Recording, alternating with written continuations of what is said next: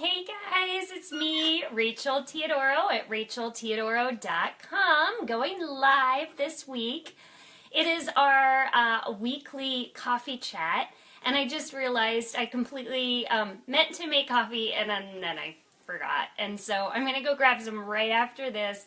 I've just been so busy running around this morning. It's supposed to be a beautiful day this afternoon, like 66, and we haven't had like any sunny days in forever. And so I'm trying to get all of my chores done so I can go outside and plant some gardenias that I bought yesterday because I love them and I found them on like super sale. So that is one tip for you. If you want to know, I ended up taking a plant back. I know I've written a blog post about this before, but you might have missed it or might not have been reading.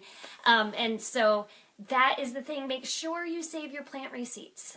Most places have a year-long policy so that you can take the plants back. So like, I'm just bad at plants.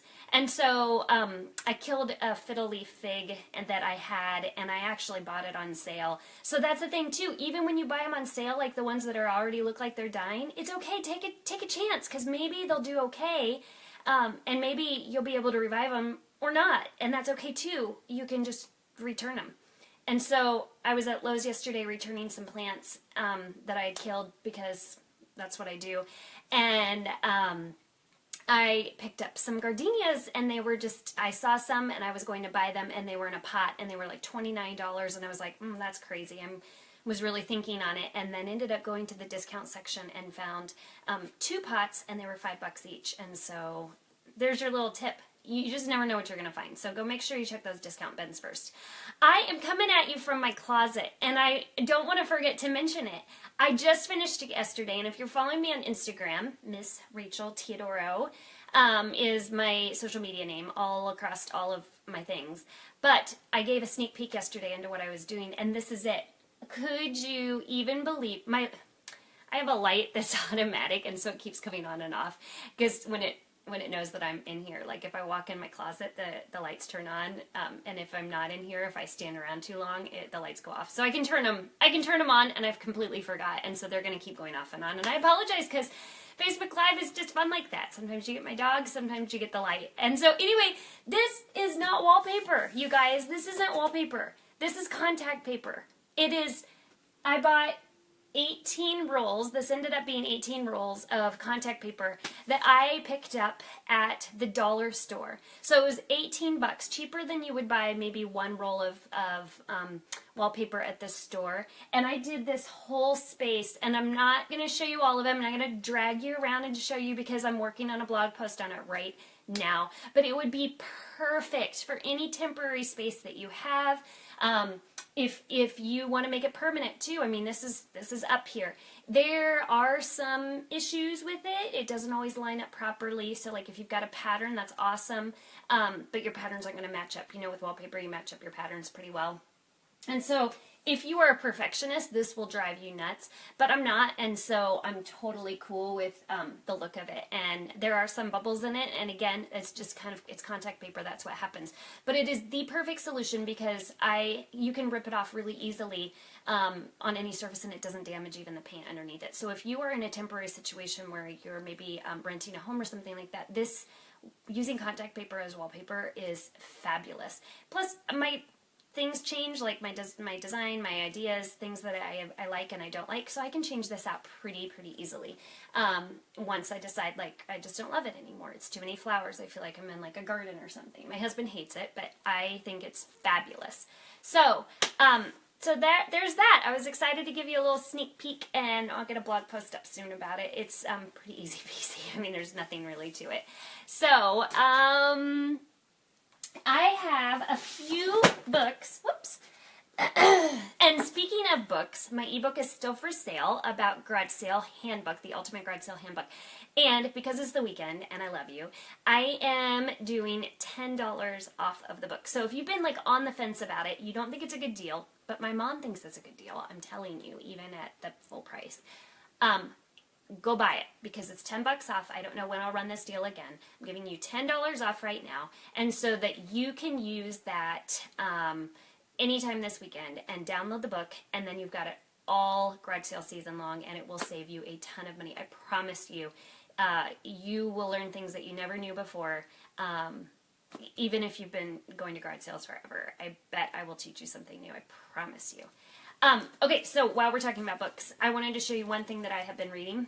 I see they're all from the library because I'm cheap like that, and that's why I'm giving you $10 off on this ebook. It is worth buying. You cannot get it at the library.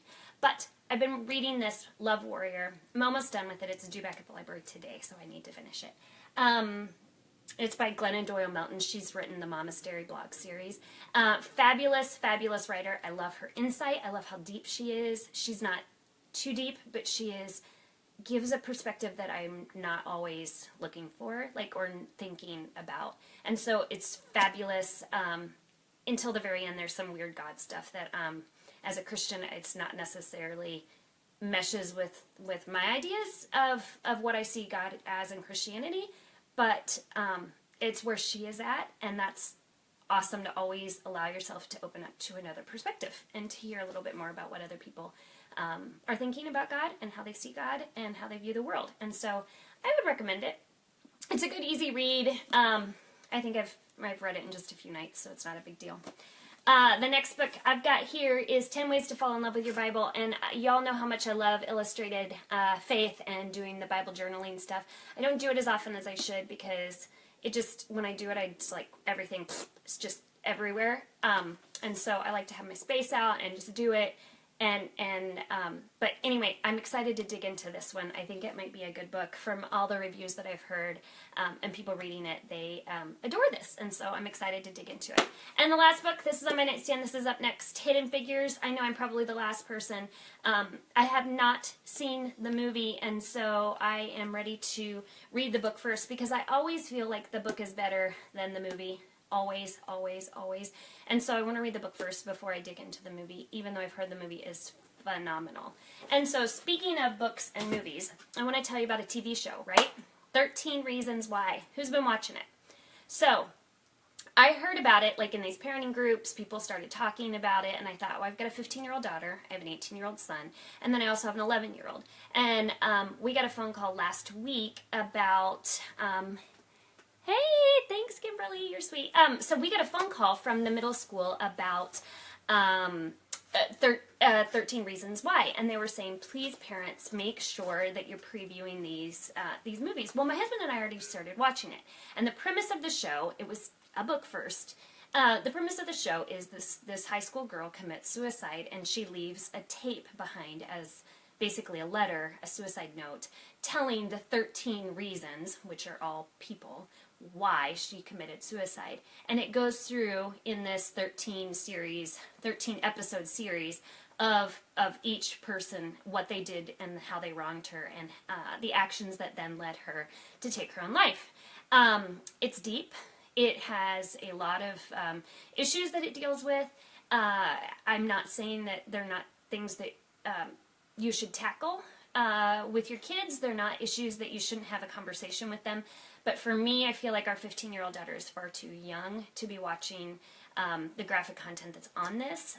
There is a lot of language. Again, no language that they wouldn't hear in the halls, but it's a lot of language constantly. And so open up that dialogue with them. So I've requested the book from the library. I'm on the hold list, and so I'm going to work on reading that book, because maybe when you read the book, it's a little bit different when you digest it versus when you ingest it from vision.